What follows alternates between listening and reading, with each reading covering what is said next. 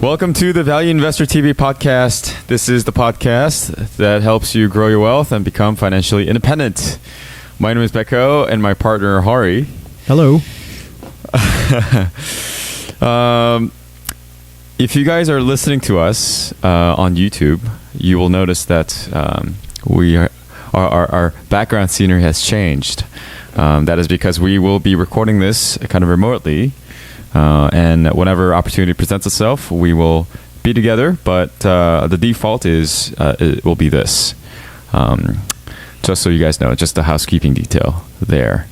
Today we will be talking about some questions that were sent over to us.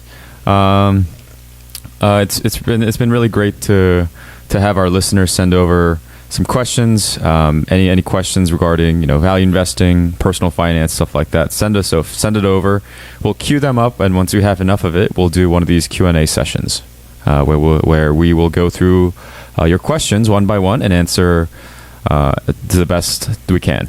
So before we do that, should we do a quick disclaimer, Hari? Yeah.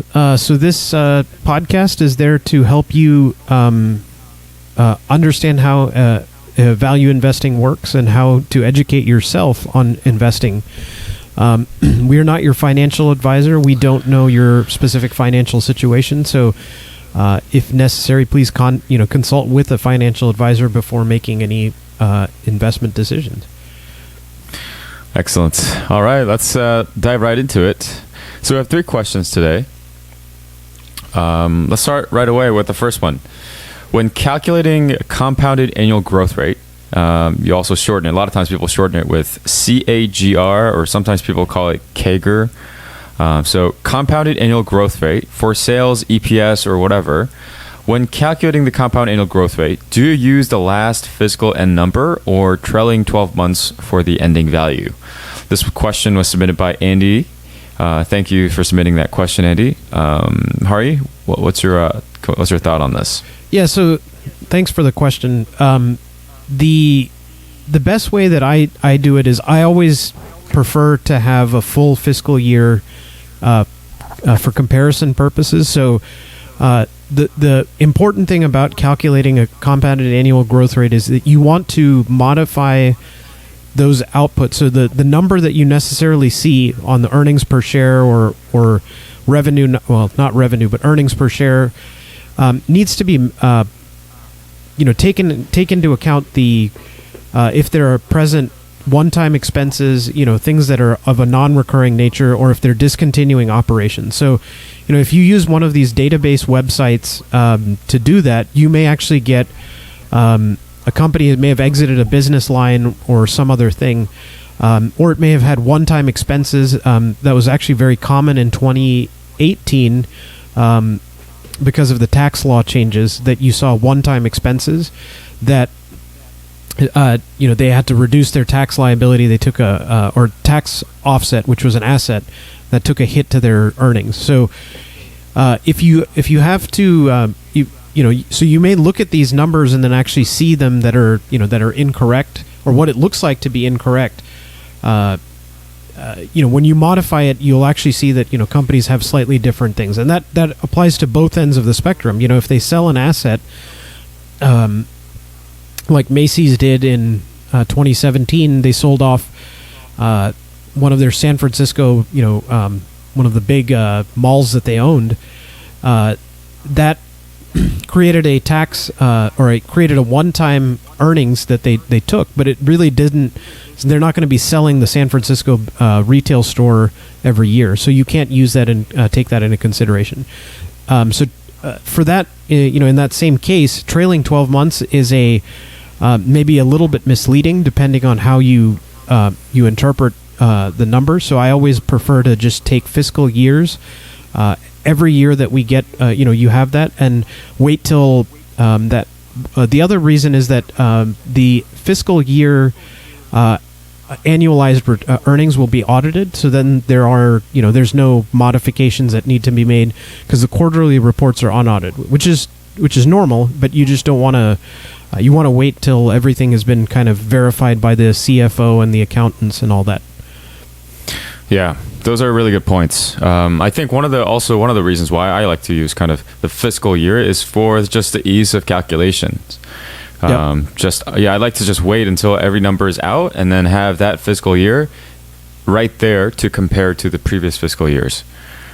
So to me, that again, all those points, what Hari echoed, plus for me, it's just the ease of calculations. Yeah, the other thing to do that, this is something that Benjamin Graham mentioned in, I think it was in The Intelligent Investor, it may have been in Securities Analysis, it may have been in both actually, but he will take the average earnings from 10 years ago for a 3-year period, and the average earnings for the current 3-year period, trailing 3-year period, and average them just to take into account any minor fluctuations that there could be, and when calculating a compounded growth rate. And so the idea there being, I want to have, they maybe have pluses or minuses every year, and I don't want to use a one-time spike or a one-time drop as the thing, so I average them out. And you can also do that for capital expenditures when you're calculating free cash flow. So, you may not, one year may have more CapEx expenses than another, so you kind of average them out. So it's not a bad idea to do that using, averages or maybe weighted average, something that'll help kind of do it. But remember, with everything that you're doing in terms of math, you can get into false precision mode. And so, you try and be as conservative with any of these estimates as you can. So if you're not sure if that number should be taken out or left in, do so in a conservative manner, to help your investment estimates work. Yeah, I think that's a really good suggestion right there, Hari. Because when you start digging into like Excel spreadsheets and trying to apply these formulas, you have this false notion of, okay, if I do all these math, I'm going to be correct. But in reality, all these math lie on the assumptions, and those assumptions could easily be broken. Right. It could easily be false. So, all right, that was anything else you want to add, Hari, there? So no, I think that it's obvious. It's a great question because it's something that may not be obvious to everyone why you would want to do one or another. So, but I don't have anything really necessarily to add other than just be conservative with your estimates, whatever you do, just to protect yourself. Yeah, that is a really good suggestion, advice right there, Hari. So let's move on to the next question. This question comes from John Ridley. And thank you again, John, for submitting your question. So let's go to the first one. When do you decide to sell a stock? There seems to be very little out there on exit strategy, which surprises me. I think that's a really interesting and very pointed question, because that is something that I've encountered. Trying to learn investing as a value investor. There's not a lot of material out there educating you on when to sell. Perhaps there's a lot on when to buy, because kind of the fundamental value investing is trying to find cheap stocks. There's a lot of materials out there, but in that context, I'll leave it over to you, Hari. What do you think? Yeah, so thanks again, John, for the question. What I would say is the reason that you're probably not seeing a whole lot out there on that is it's a tougher question than the question about what to buy. And a lot of people don't have good answers for it, and that may be why you struggle with it, is that it's not as simple necessarily as, oh, this stock is undervalued, should I buy it? And the question that you're asking here is essentially it's a multi-step thing, right? So first of all, let's say that you bought this stock and now the stock was very well undervalued. Your calculations are coming down, and you're looking at it and you're saying, okay, it was 50%, greater than 50% undervalued, and now it's dropped even more. What's the question, right? So what should I do here? Well, a lot of money is lost when you sell too quickly, right? In this case, you've bought a stock. Now some bad news on the macro environment has changed, has caused some things. We've seen that recently with China's and the U.S.'s trade war, the stock price drops. So that's a good time first to reassess your investment thesis. So that first step is, why did I buy this in the first place? Well, I bought it because it was cheap, and it was a good company, right? That's kind of what the mantra we've been trying to tell everyone since the beginning is, stock price dropped, I want to buy, but now what do I do? Well, hopefully you have extra dry powder to go back in, because if your investment thesis is still correct, the answer is not to sell in that case, it's to actually buy more, right? And that often takes a lot more courage than you would think, because you'd say, well, if the stock is going down, well, the bottom is 0. Well, your analysis should be really helping you identify, is this a good company, first of all? And when I bought it, I bought it for a specific reason. That was my investment thesis, that it was undervalued by some amount. I expect these things to occur, right? I can tell you for now, about half of the time I buy something, it drops even further. So, and that doesn't necessarily mean that I made a mistake, right? I'm going to hold it for a long time, and I will wait for the cash flows of the business to, make my investment thesis pan out, right? So that's kind of the first phase of this is, when am I selling? Well, I'm selling when I don't want to sell it when it's, grossly undervalued, right? If it's grossly undervalued, I really actually want to buy more. Now, I know that wasn't the answer necessarily to the question you were asking, right? But I do want to make that an important part of this decision, right? Is that if the price goes down, what are my options there, right? It's buy more or do nothing. You can sell, but that seemingly is the best way to lose all of your money over time, is essentially taking a further hit when it goes down. Yeah. Can I just summarize right there? I think you brought up really good points. I just want to summarize right there for our listeners. So a couple things that really stuck to me is, first, when the price does go down, you have to reassess. I guess before that, you have to always constantly reassess your hypothesis every single time. Right, every single quarter, new earnings come out or any sort of macro trends come out. Every single time, as a good investor, you have to reassess your hypothesis. And let's say the price actually does go down. That means that it's a buying opportunity at that point. If in fact your hypothesis is still correct, right? And so a couple of things there: continuously reassessing, and even if the price drops, actually that's a good thing because you could buy more if you have dry powder. And then. Yeah. Anything else kind of in the summary there? All right. Yeah. I mean, I think we've kind of discussed the case where nothing in the original investment thesis has changed, right?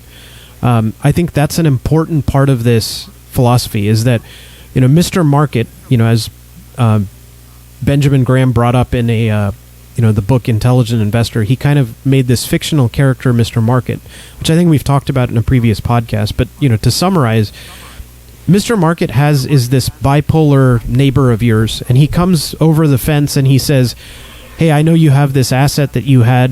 I'm willing to buy it, and things are going really well, so I'm going to quote you a price, right? And, would you like to buy, right? And then the next day he comes and he's super depressed and he wants to, he says, things have gotten really bad. I'm going to sell it to you at a much lower price, right?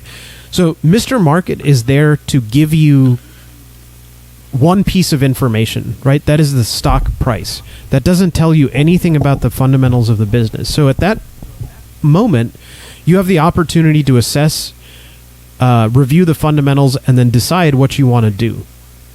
And that may mean that you've analyzed a stock and it's a great business, but it's not quite at the price that you would feel comfortable buying at with a margin of safety. And then you wait until Mr. Market gives you that opportunity, right? So you're constantly reassessing that fundamental knowledge base, right? And that's in the case that nothing has changed about the business fundamentals. Then the investment thesis makes a lot of sense, right? So it goes down, you want to buy more. But then now we have a secondary scenario, right, which is, I think, more to what John's question was, which is, when do I actually sell a stock, right? So let's say now that you have this stock that has appreciated in value, right? And it is,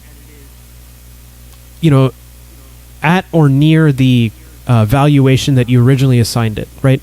So you've done all of your homework, you've updated your thesis, you've updated it, and 2 years have passed, and now this is the current valuation, and the stock is trading at that price. Well, there's a couple things that you have to think about. One is, what are your other available options, right? When you buy, to buy. So that could be, you've surveyed the rest of the market, and what is the opportunity cost with owning this fairly valued, business, right? Well, you have two options there. One is to say, well, I'm going to stay put because, it's currently valued at, fair market value. The price is fair market value. So I'm going to just sit on it. Or I can sell because I have a better opportunity in the market now, right? I found another undervalued asset. And so that really is where your decision making comes into play, is the opportunity cost of doing it, right? Now, there's a third, less important one that but it does affect your decision making, is your tax assessments. So, you may have to sell because you want to offset, something that you lost, in terms of you sold a stock at a loss, or you have sold a stock at a loss. You can sell it, before the tax year is up to offset the gains that you get from this company. I don't particularly put that at a high, probability. I own stocks for multiple years, and so, I'm going to be paying at most the capital gains cap for my tax bracket. So getting back to this, you really have two choices. One is, when there's a better opportunity available in the marketplace, that has a higher, is more undervalued and has a better, business prospects, at any price you may want to sell just to get, into a better opportunity. And then the other option is that the business is now close to fair value, or it's grossly overvalued, right? And then you've said, at this point, there's a risk that the stock price will come down because it's overvalued, right? And so, going back to that discussion that we've had in the past about risk, right? Risk is associated with loss of principal, right? That's what risk should be defined as. That's not what Wall Street defines it as. But if you have an opportunity to lose money because your stock is overvalued, that may be another reason to sell, and then park it in cash until something attractive comes available. Yeah. So a lot there again. I think those are really good key points that you mentioned, Hari. I think also kind of as you were talking about, buying and then selling and then buying a new piece of stock, it really reminded me of kind of what you went through recently with a company that you personally owned for a long time, and this company reached its fair value or perhaps overvalued at the price that you were selling, at the price that you sold these stocks at, and then you jumped to another one that it was undervalued. So right. I think value investors are just they're like passengers. They're on one transit. They're on on a train, and then the train goes somewhere, and then if it hits some elevation, then you hop onto the next one. Yeah, and the interesting thing about that one is I bought it at around $50 a share, 50 to 55, something like that, and it appreciated to $110 a share. So it basically doubled, and in a matter of like a year and a half. Yeah, so fairly quickly. And then I said, you know what? It's fairly valued, a little bit overvalued at this price, and I sold it. And the funny thing about that is the stock continued to go up. So it went up to as high as 170. So I left that on the table. But when I looked at it and I said, you know what, and you can sit there and kick yourself for saying, oh, I should have seen that coming. But the truth is you can't, right? That was the fair value of the stock at that time was that price, was $110. So I could not expect it or anticipate that stock would go up to $170 a share. Right, that was the mistake that I was, it would be a mistake to just expect that, right? Because the alternative is that it goes to $110 a share, and then it drops to $50 a share, right? Because now it's, but I'm basing all of those decisions on my valuation, right? And maybe I was too conservative in my valuation, and that's why it would have been 130 instead of 110. But I still doubled my money. I had what I thought was a better investment opportunity on the horizon, and that's also why I switched. So it was a combination of fairly valued and a good new opportunity cost by continuing to own it. So, yep, yeah. So that's I thought as you were talking, I thought that would be a good example to mention here for John and the rest of our listeners. Yeah, so there was a lot there to cover. Obviously, the main points are, the continuous evaluation of your portfolio, continuous evaluation of your hypothesis. That's really a key point here, and also understanding the lost opportunity, missed opportunity, the opportunity cost. If you were to stick with this company A or stick with company B, and so opportunity cost, and always evaluating your portfolio, always evaluating your hypothesis. Right.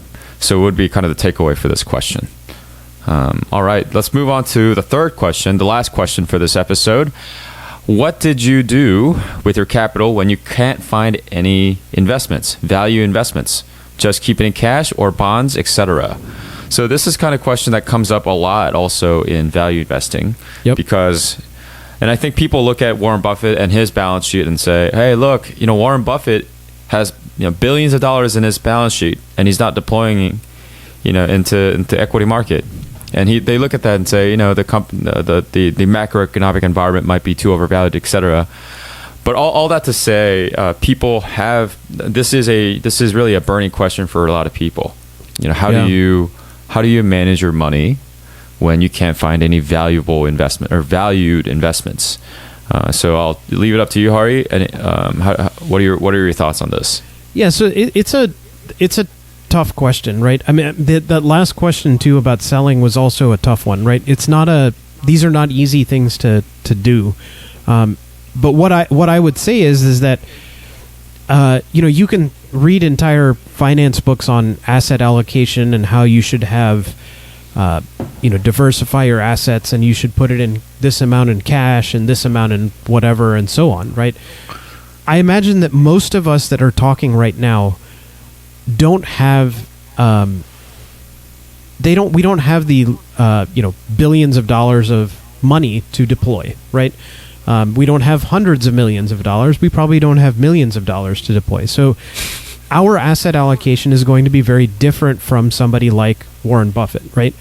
Warren Buffett has been quoted as saying that, you have, when he was younger, he would have 100% of his money invested in the market, right? And that was because he had plenty of opportunities to available to him. When you have $100 billion in cash, you don't have the opportunities that he doesn't have that luxury, right? He can only invest in very large corporations at his size. And so what happens is $100 billion becomes kind of a noose right around his neck, in that he can't successfully deploy it and still get a rate of return, right? So he is looking for a high rate of return on whatever he gets. And if it doesn't meet that criteria, then he's going to sit in cash, right? And he actually doesn't sit purely in cash. He probably has treasury bills and, that kind of stuff too. So speaking from, that perspective, none of us is Warren Buffett, right? And so, looking to him for, what is he currently doing doesn't necessarily, I don't think, is very helpful, right? I don't think Warren Buffett spends a whole lot of time thinking about macroeconomics, right? I think he is focused on individual businesses and what is their long-term ability to grow, right? I mean, that to me, I think, is his most important factor when considering an investment decision. And I don't think he thinks about business cycles and where is the economy and, relative to that cycle and stuff like that. There are certainly people who do. And I don't know that I would qualify that as value investing, right? I think that doesn't change the fact that a business is cheap, relative where it is in the cycle, right? Now, that may mean that at the bottom of a cycle, there are a lot more cheap businesses to invest in. But so as to where to put that money when you don't have it, I am most comfortable with cash. Have never owned a bond.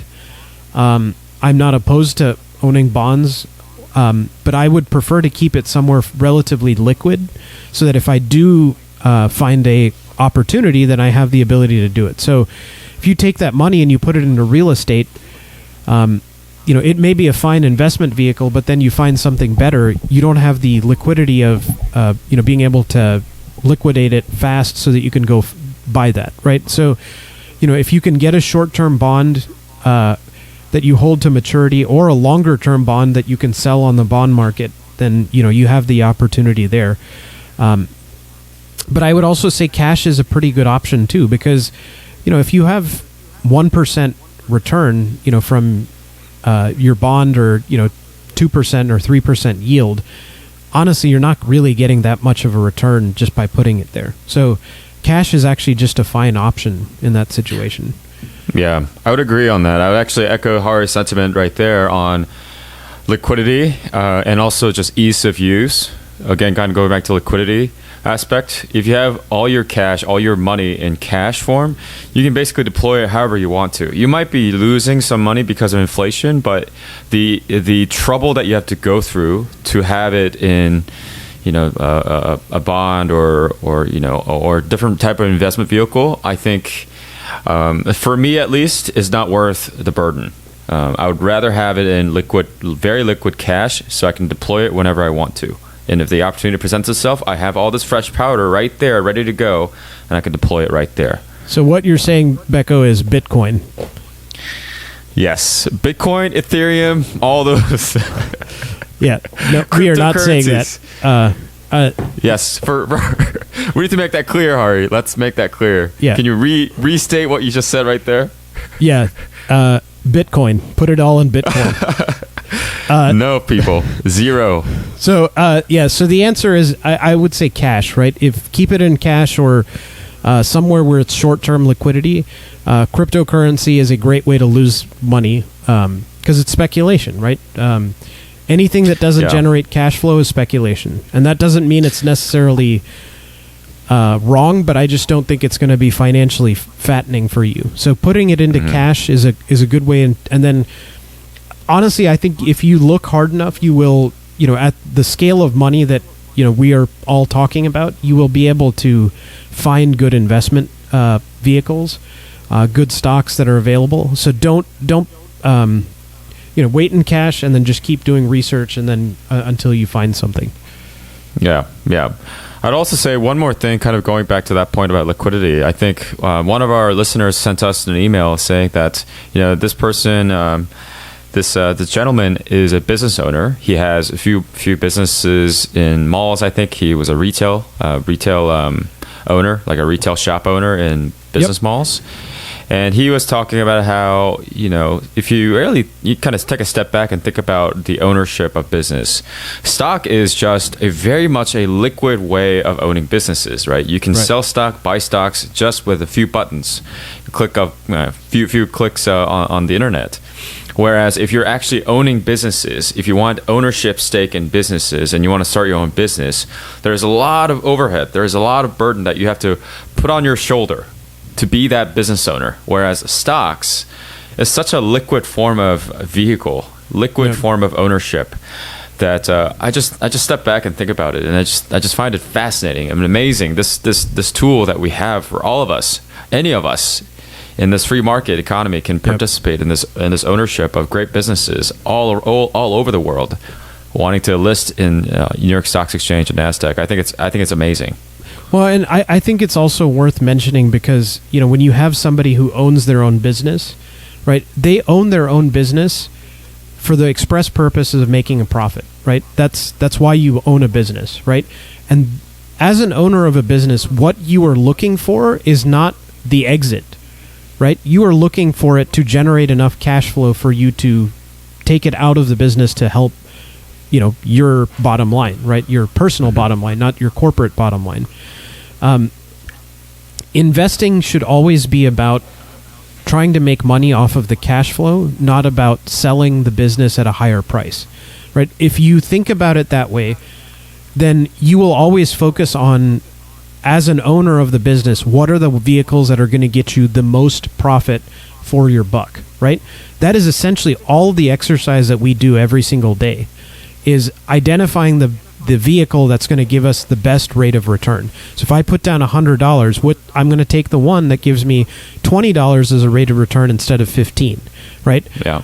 And so people who think about buying something with the express purpose of selling it at a higher price are speculating that a higher price will come, right? And I think that's a very dangerous proposition, that you and I may both buy the same stock but have very different investment theses, right? One is a speculative thesis and one is a investment thesis.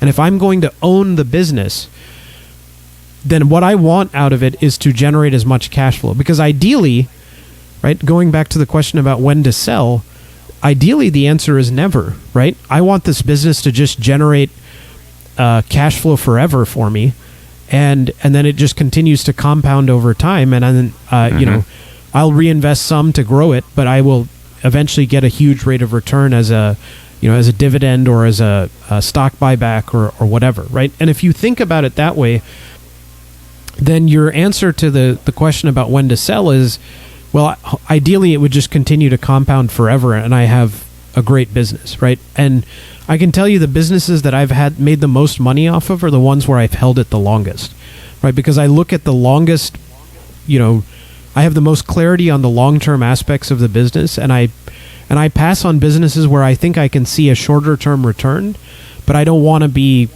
but it's speculation beyond a certain point, right? That maybe they have a fairly short runway, and once they hit that runway, it's not, you know, I would rather take the longer-term business, because I can be, honestly, I can just be more lazy, right? I buy it and then I sit on it. And exactly. Yeah. And then just let the money compound over time. Yeah, and the compounding part of it is kind of crazy when you think about it, right? That let's say that you bought a business, right? This was talked about in the 100 Bagger book, that you bought a business that had a return on equity of greater than 15%. So every book that's compounded 100 times its share price had a return on equity above 15%, right? So if you're just focusing your investment vehicle on that, your thesis on that, if you make one good decision and buy that company and make 100x return, that far outstrips the amount of headache of finding 30, you know, great companies that just, you know, double, right? Or I guess it would be eight but companies that double, right? You'd only have to find one, right? Yeah. And it's a lot easier to find that great businesses that just, you know, compounds over time, right? And you also have much better in the way of tax implications and that kind of stuff. So yeah, exactly.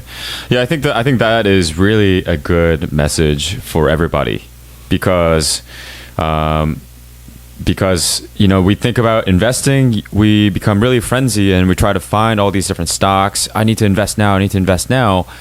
But yeah, I think in reality, you only need a couple big home runs. Let's say you made two decisions to buy two stocks that 100x your money twice. Yep. I mean, do you need to trade 5,000 times a year? You know, you don't. You only need to make those two decisions. So I think that's a really powerful concept that you mentioned there, Hari. Yeah, and you know, if you look at it from that perspective, so I'll tell you a great example of a company that I bought and held for a really long time was Accenture. So this is a services business that does IT consulting, and you know, they had a return on capital of like 25 or 30%, and I bought it 2007, 2008, like right at the bottom of the downturn. And you know, if you looked at what the analysts were saying, it was basically that this thing is going to explode and never, you know, the end of the world and all this stuff. And you know, they compounded at you know, I would say it's a roughly the same as their return on equity, the time that I owned it, you know, which is what you would expect, right? They took out that money, but they also paid dividends and all that. So at the end of it, when I sold the stock because I found a better opportunity, the the dividend yield was about 30% of my purchase price. So, I was getting a fairly solid dividend. I was basically getting a third of my money back every year in just a dividend, or quarter. I think it was closer to a quarter. So, regardless, I mean, what I would tell you is any investment that you make, if you hold it for a really long time, you find the great business, and then let time be your capital cruncher. Because what it'll do is, a great business has the ability to deploy money back into itself at a much higher rate of return than you can get elsewhere.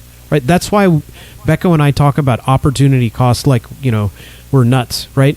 That's the opportunity cost, is how much can they reinvest that money back into their own business, right? Because the return on equity is actually not that useful if a company takes all of its earnings and gives it out as a dividend, right? At that point, it's not reinvesting in the business. But if it's return on equity only matters if it can reinvest that money back, or it doesn't need to reinvest it for it to continue to grow. Those are the two opportunities where return on equity means less, right? Or that means more, I should say. Yeah. I think all those discussions, kind of return on equity, and we'll talk more about it, I think, in the future episode, because I think this was a conversation that Hari and I had over Slack channel. Slack's just a text message. And he brought up a really interesting insight that I want to do a whole episode on, because I think this return on equity concept for asset-light businesses, return on, all these kind of quotients that people use to assign value to how effective they use capital, depends on the type of businesses they are. If it's a asset-light business, you can't just compare asset-light business to asset-heavy business and just look at that one number. Anyway, all that to say, we'll talk more about it because it's a really interesting insight as a value investor, and everyone should understand this. Anyway, we'll talk more about it. But for this episode, I think that's all the questions that we had prepared. Thank you guys for sending it over. Please do send us more questions. We are, keeping track of all the emails that are coming in, and we will. Like I said earlier, we will compile them, and when it gets to a certain level, we will do an episode like this where we will answer all your questions. So, anything else you want to add before we close out, Hari? Yeah. All I wanted to just add was, we don't charge you guys for anything, related to this podcast. So the fan feedback that we get is, the payment that we like. That we receive. So all of the nice emails that we've gotten so far have been, very, it's great to hear it because it helps us, continue doing this, for fun. And, we really appreciate everybody's kind words. So please, please keep them coming. We love the questions. We love hearing from you guys. We love talking to you. Come and, send us an email, info@valueinvestor.org. If you haven't gotten the checklist, do that. And also Twitter, @ValueInvestorTV. You can reach us there. We love the questions. We love the tweets. Anything you have to say, to us, we'd love to hear from you. Absolutely. I guess I'll add one more thing to that, actually. If you guys are gracious enough to help us send emails and things like that, one thing that would really help us is if you go to Apple Podcasts and rate us. Just give us, leave us your thoughts on there. 5 stars would be awesome. If you don't think that we don't deserve 5 stars, we'll leave that there as well. But any comment on these official platforms will help us become bigger play in the podcast space. So keep it coming, like Hari said. All right, guys. I think that's it for us. We'll close out this episode. All right, I'll see you guys on the next episode. Thank you guys for joining. Yeah, thank you.